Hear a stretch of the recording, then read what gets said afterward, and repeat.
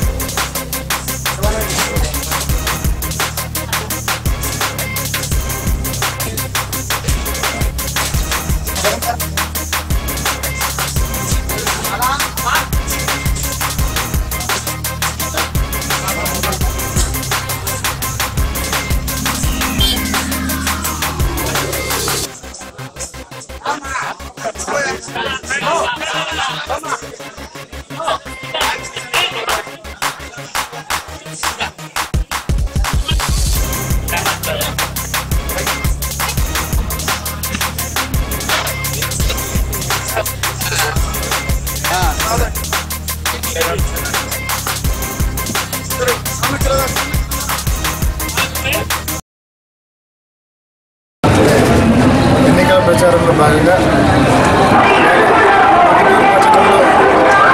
ప్రచారం నిర్వహిస్తా ఉన్నాం. ఈ సందర్భంగా గడిచిన కొన్ని వారాల ప్రచారంలో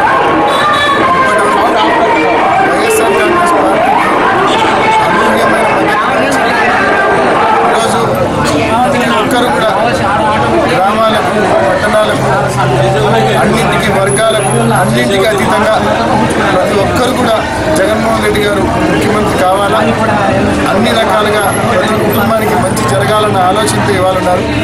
ఖచ్చితంగా చంద్రబాబు నాయుడు గారు ఎన్ని మభ్యపెట్టే కార్యక్రమాలు చేసినా, ఎంత తప్పుడు ప్రచారం చేసినా ఇవేవి నమ్మే పరిస్థితుల్లో ప్రజలు లేరు.